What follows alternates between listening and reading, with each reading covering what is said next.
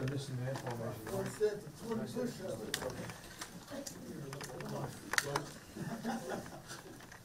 I didn't want to take Josh's spot. That man. Okay. All right. Yeah, Coach. What are some of the keys as you all get ready to prepare for the Cardinals with Taylor staying there at quarterback? You know, there's things we got to continue to work and improve. Oh, you're good. No, you're great. I promise. It's like walking into class, right? Did you get 5 to be late? Oops, it's okay. We almost had D-Let rolled up with his ankle, putting his quarter up here, and we're good. We'll promise. We'll take it from the top. So, all right, here we go. Lock in. I know just about D-Let. You asked about the keys, right? This week, just absolutely. Yeah, there's a lot of things. Every week's different challenges. There's things that you continually look to work on, and we've got to improve. And going out to Arizona, they'll have Kyler Murray back, right? They just took him off, the IR, and so I'm sure he'll be ready to go. And there's always something every week, right? So, what showed up last week in terms of I'm sure they'll try to attack is mobile quarterback, play extensions. And we got to get, there's stuff we've done well early in the year. Well, it comes up, and it's always a work in progress. So we got to make sure we contain him. He's been dangerous throughout his career. We got to do a better job of tackling in that regard. And we know that he's a weapon. I'm sure they're excited to get him back. And then defensively, they, present a lot of unique challenges. They've got a really good third down package, a lot of different looks they throw at you. In the run game, you see a lot of multiple fronts. The middle part of that defense, especially on the back end, with starting about Buda Baker, it's a salty group, and they try to give you different looks. And like I said, they'll throw different things at us. I'm sure to try to knock us off track, and things that have hurt us, I'm sure will come back up, and we got to fix that as well. Any update on Drake London and the other injured players? Yeah, so Drake will be positive. He'll be working back into practice today. There'll be a couple guys that we think are close. They'll be working off to the side, with Helms and Mack and D, and we'll just have to see. You obviously need to see those guys do something by the end of the week. But that's positive with Drake. At least that's trending in the right direction. So going to this game, for the most part, pretty healthy, and as guys continue to improve, and that's what we also want to see. We got to hit our stride here as we go to this last half of the season. In terms of Deshaun and how you use him in the red zone, we talked about it. Sure. What is it maybe that he does or doesn't bring in the red zone that's kind of led to him not getting a lot of the work? Well, I think a lot of it, again, the results are what they are. And Mike said this is kind of a, if you don't mind, I'll give some context to it. Because again, a smart friend of mine too, we were talking about nuance and context, and sometimes, two things could be true at once. One, when you haven't gotten the results you want, you should be criticized and be objective. And I thought about being objective, so what does that mean? So you got to go look at things that didn't work. Why you did something, what your intent is. Okay, well, why is the result? So you got to look at your mistakes and your failures and say, all right, this is what our intent, what you're thinking about, or how do I objectively fix that? And that's what you got to be really honest. That's the only way you improve. So whether you're coaching or you're a player or you're in any other industry, that's real, and that's what we strive to do every week. Obviously, we've never thought of perfect, so you look at the red zone. We've had 28 trips. We've scored touchdowns on 14 of them, so that's half, 50%. Not where you want to be. You obviously want to score every time, but historically, if you're in the mid to high 60s, you're usually up there leading the league. Some of the years we were really good in Tennessee, we were damn near at 75%, but that's kind of, you want to strive to be 100. And that's what you're aiming for. So you're at 50 there, so 28 trips. And other than, we've had to kick field goals 9 times. 2 of them were situational, win the game, right? Green Bay, Houston. So those are 2. So the other 7, we had 3 fumbles, right down in Tampa. So a lot, turnover on downs that we had down in Jacksonville to try to cut it, 6.5 to the 4th down on the sprint out to Drake. So you look at all this. So we have 99 plays, give or take, and that's including things that have been nullified by penalties, whether it's offense, pre-snap, or even defensive penalties. So you'll say, what's your intent? What are you targeting? Right, so we have a lot of guys that we think are good players on this team. So it's not just Bijan, but it's all those guys. So a lot of times in the drop back, maybe the number 1 read was Kyle, maybe it was Drake. Well, they have a say, they took it away, and you've got a pressure attacker on the other side, so the ball went there. Or unfortunately you got sacked or something negative happened. So having said all that, that's not an excuse, so it's just a reality. And the intent is, you know, he among other people, when we've been in sync, it's been pretty good. And there's been some zone reads, that's been a really good play for us, right? So play, if he hands it, going to him.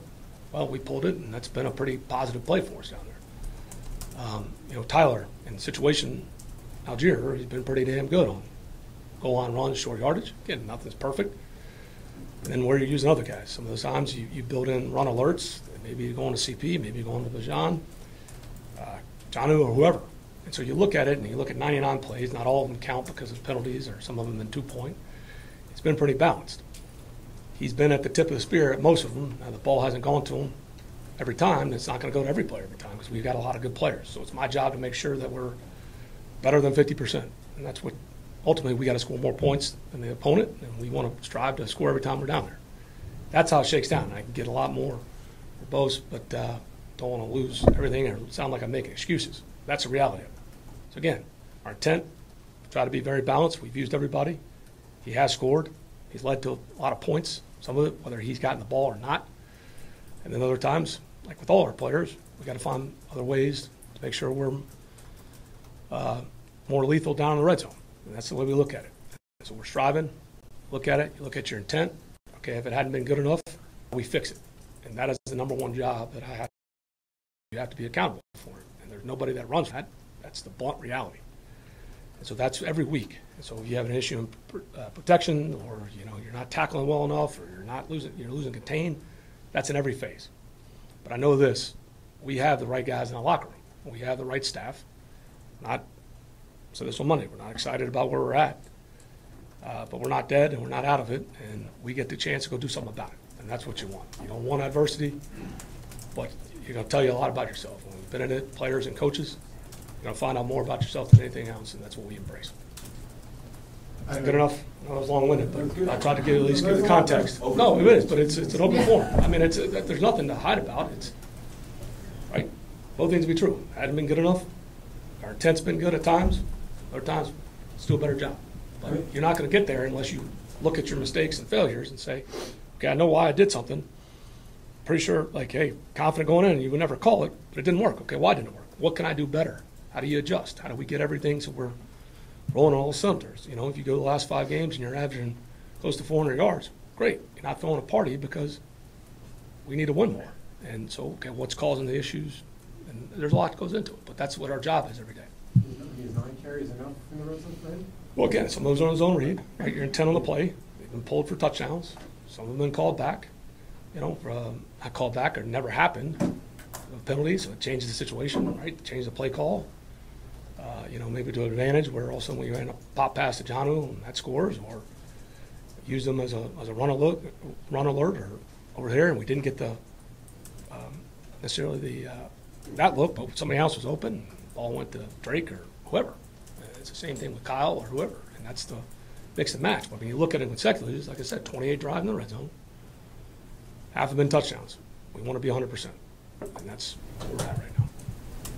I know there's been a lot about running backs this week, but Sure. I'm going to ask one more.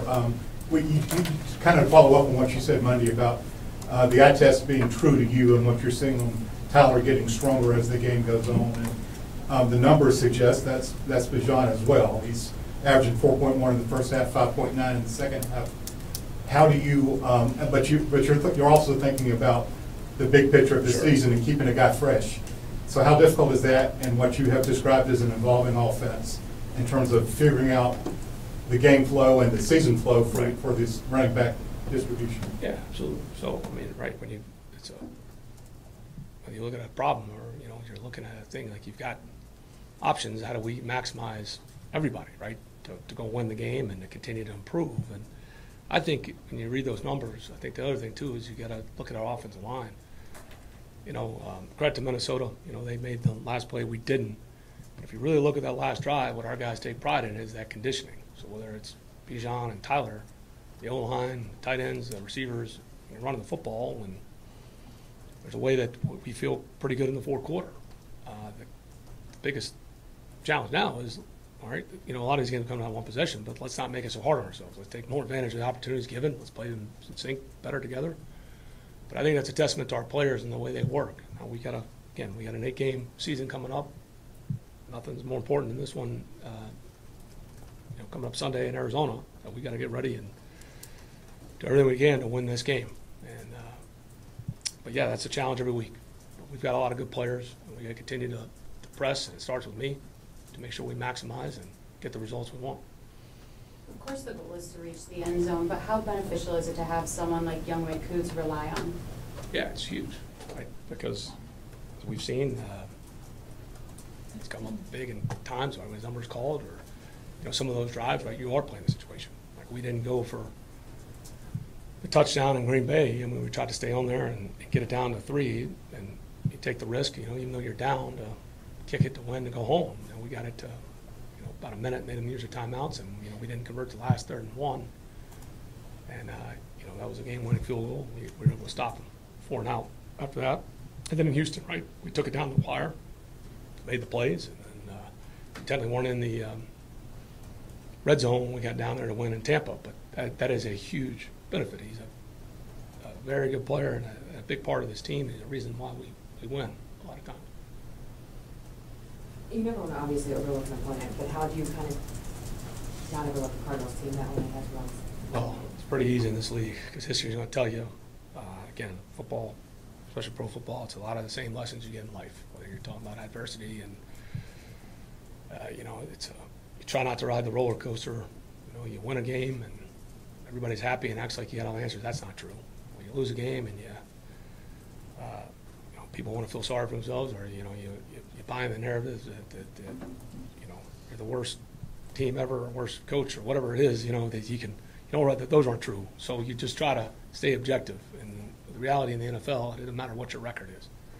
History will tell you over and over and over again. You better be ready to go every Sunday, and you got to treat every game like it's your Super Bowl. That's the only way to have consistency in this league. What are you expecting from Kyler Murray? Who's expected to start? Yeah, I expect him to try to, like I said, play to his strengths, right? Move the pocket, let him get out there a little bit, let him be able to see it, use his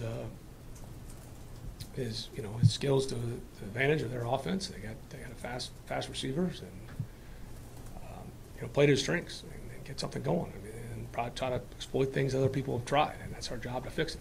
So I'm sure it'll be very similar, right? Try to stay ahead of the downs, move the launch point, take their shots when they can get them, see if they can get a lead, and play into their hands where they can play a shell coverage and shorten the game. I bet that would be close to their game plan. Some of the guys said post game on Sunday, especially on defense, that they just weren't making tackles. They needed. So I guess where does the breakdown happen at all? So then they're not doing something basic as making tackles in a game. Yeah, it's like in a lot of areas sometimes, and then whether it's an issue you may have, a lot of times it comes back to fundamentals and basics, right? You train a lot, and season goes on, you get fatigued, or maybe you take poor angles. It's back to the basics. The angles where you tackle, your target point, and just fundamentals of wrapping up. That obviously hurt us last week on a few plays that amounted to the difference in the game. And we certainly had our chances. You get free hitters on the rush, and then credit to Dobbs. You don't want to, sometimes when you answer those questions, when I went back to what I was talking about earlier about 2 things can be true. Dobbs made a good play, but we also can play that better. And I don't want to discredit him, but we know fundamentally we can be better too. Do you have any updates on Grady? I saw he posted he had surgery. Yeah, I think that's, other than, let him speak for himself. I know nobody will tack it better than Grady Jarrett will, and I'm sure he'll be ready to roll and be better than ever. So I would never discount Grady Jarrett. Mark, when you got a guy like Kyler coming off of an injury, significant injury like he had last year, how do you gauge? You just gauge based on what he was prior to the injury? How do you get ready for that? Because will he be as mobile? You don't know that until you get him in the game. Right, and that is the unknown. But it's also a new scheme, right? He'd been with Cliff Kingsbury, and they had history and completely different scheme. So how they want to use them, that'll be. There's a lot of unknown, right? This is probably the 3rd week in a row that we've gone into an unknown. But a little bit of the history of the scheme. But they're obviously going to show us something that they may have been saving, or when they got there and evaluated him as a player and they put some stuff in, maybe you've seen flashes of it. So you're playing the schemes and their strengths and knowing what his strengths are as well. So, like I said, every week's a new challenge. And, he's been a good player in this league and been effective, and it's our job to go out there and stop him. You've talked about how there's a lot of variables that go into the quarterback position, obviously, and can you take us inside some of those variables when you're making that decision to stick with Taylor this week? Because you did it a little bit earlier than this time last week. I'm just curious if you could take us into that. Well, just different situations. Last year we were at a different point, completely different team, different circumstances, and different issues going on. And some of them, for better or worse, and I understand that. Fans and you guys have to ask the questions, deserve the right to know, but there's some things that I will keep private, for better or worse. Some things are obvious, and I understand that. It's not lost on me. People deserve the right to know, but there's some things that maybe I'm overly protective. Sometimes I'm overly sarcastic and got me in trouble a time or two in my life. But, yeah, there's so many things that go into it.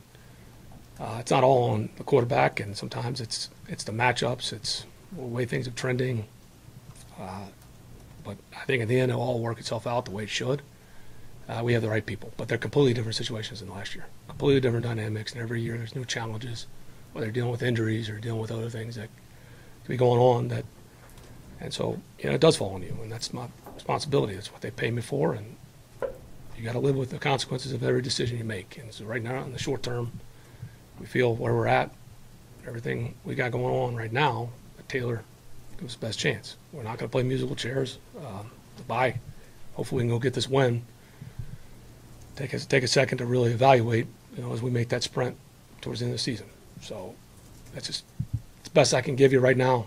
Like I said, maybe I got a lot of flaws, but one of them always going to be very protective of our players and anything that we have in-house. But there's nothing like crazy behind the scenes. So that's just kind of where we're at. So just follow up on that then, in terms of not playing musical chairs, you figure after the bye, whoever you go with is who you're going to. Yeah, unless unforeseen, injury or something else happens. I mean, things come up all the time. Like I said, you don't account for, but you have to have a plan and a contingency. I mean, life happens sometimes off the field too. And, you've got to be aware of that, and a lot of things that can affect people. You see it all around in every industry. So it's fair to say then after the bye week, you'll feel like you have enough tape on both guys to really evaluate who should be in the second half. Yeah, I mean, I think that's fair. In terms of you were talking about, kind of having a bunch of players and trying to figure out, how do you try and keep the different players happy? CPU was on social media yesterday and posting that he can really do this and a run that he had. Yeah, I mean, I know I say things like that. I mean, I tell you the healthiest thing that probably ever happened to me, and this isn't a discount because I think social media can do a lot of good when it's used right. I think we all need humor. And there's some funny things that have given me at times, not just in football, that make me laugh, and maybe I'm messed up because humor is cathartic for me sometimes, whether it's at my own expense. And then sadly, and you see it not in this industry, you can see the worst of humanity in social media too. I mean, I fear for, I don't want to go on a philosophical tangent, but I fear for my kids, and you see the way it's manipulated and some of the algorithms, and people are smarter than me and monetize outrage, and they can get a lot of, you can think the world's ending. That's what you worry about young kids. You really look at the mental health crisis. A guy could think their own world, and if you took a second and didn't live through your screen, you realize that probably people don't care. But if you're in that world, whether you're a high school student and you think that everybody's talking about you or whatever, it can mess some people up. And you see it all over. So how does it relate to players? So again, I've never looked at social media being real. I think there's a lot of good that can come of it, and there has been. Things of people brought light to things that have probably been in either light shed on them, or they've used to raise money in the right way, but you've seen it used in horrific ways. And middle ground was, the humor that we all probably need at times. But so when you get to that and you get to teams, it goes back to this. It goes back to human relations. Like, what is your interaction? Can you develop relationships? And that's what we try to do. Certainly I do. Whether a guy's been here a day or 3 years, those are real conversations, and those are daily conversations. It's being transparent. There's so much that happens in one play. Yet these guys know. It's not like you're sitting here as I think there's a lot of, best way to put it, about getting like a foreign adversary after me, but it's not like we're some third world like dictator and asking these guys to like march into, and they're like, yes sir, that's not how it works. Like, guys are smart. It's a collaborative, leadership, and you're talking about relationships. So guys know what's going on. You're not going to fool people. So I think when you're really transparent behind the scenes, and people may see a sliver of something, and maybe talking about something different, or some people are just like to be manipulators. Who knows, right? It's like, but they're all real interactions, so that's how you do. They know what your intent is. If you don't, then you're going to get, you guys cover this, you guys see it all. You wouldn't get the harmony that we have in the locker room, and that's real. But it goes back to, again, stepping away from the screen and having a real relationship with people, being honest, being truthful, and not thinking you've got all the answers, and as we try to problem solve as a staff and as a team. But it goes back to the kind of characters, and we spend a lot of time, the characteristics of the players we bring in here and the staff you bring in here on every side. And again, we haven't been perfect, but there's a lot that goes into it. So that's why I appreciate these guys and the staff, and that's why I'm confident that we'll get back on the winning track, and everything we want to achieve is in front of us. Has this been one of the more challenging years of your coaching career? No. There's always going to be something, and I say that, and it's not to make light of it, because you're living in the present moment. But I'd argue at 19 that probably was worse, first time going through that, and that's why I always appreciate Mike Vrabel, because again, you want to, you could learn a valuable lesson. You feel like the world's ending, and then you realize you trust the process, you make a change here or there, and there's other things and you have to be empathize with decisions. But we knew we were close. We broke through the other side. Doesn't mean that'll necessarily happen this year, but that gives you a lot of confidence because you have evidence, and that's just one year, and there's been others. I wasn't in a leadership position, but I've seen, in 07 when I was in Washington, what happened there with Sean Taylor. I mean, there's things that have been awful, and there's other things that are real life that have been more challenging than. And I don't take lightly because it's our job to win games, but all those experiences add up, and thankfully we got a chance to go do something about it. And this, I think if you're looking for relief, temporary relief, that's not going to work either. You can win 3 Super Bowls, and the next year you better come back and do it again. Or you can win one game and you can have 500 yards. Well, you better come back and do it again. If that bothers you, it's probably not the right job for you. Art, when was the last time you remember a defensive tackle having 10 tackles, a sack, and a forced fumble? Been a while. Is that what you thought you were getting when you got on your mind? You knew he was a good player, but I mean, my goodness. There's so much that David brings, and that's another thing. That's not a position that's been monetized by stats, and that's not a shot at anybody. But there's a lot of that's what's beautiful about this game. If you're a real, again, that's why there's something for everybody. But if you're a guy that appreciates line play, I think David's up there with the best of them in terms of what he does down in and down out. The strength he has at the point of attack, the way he affects the game, he's unique. And I appreciate David and the things he does, and he's a guy loves to play, and he is an absolute warrior. On the topic of people who don't get a lot of light shed on them, what's the status of Parker Hesse? And he's working to come back. Is he a player that when you get him back could help you in some of these red zone situations, like have been on top of the conversation lately? Is he a player that you would want to get involved on the game day rosters when he is healthy? What's the ticket? I mean, Parker's done a lot for us. He's been an unsung hero.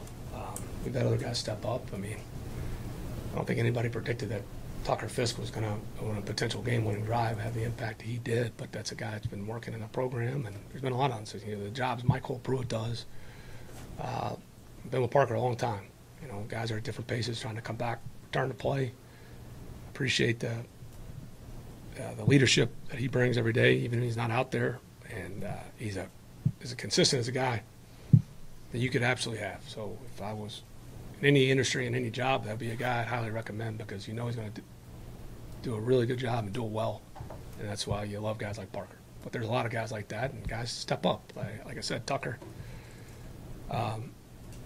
Keith couldn't play last week, and then Tucker's done a lot of good jobs, and he continues to develop. And we'll hopefully get Keith back this week. And but sure, I mean, there's a lot of guys. I mean, the jobs that Jake Matthews doesn't want to play that can help you in the red zone, or Chris, or whoever that is. The little details that can make the difference in play. There are a lot of guys like that. You mentioned Keith, is he fully free? Should be, hopefully by the end of the day. He's got to get one, but yeah, it's trending. I feel yes. Different. Yes. Anything else? Thanks, guys. Thank you. Thank you.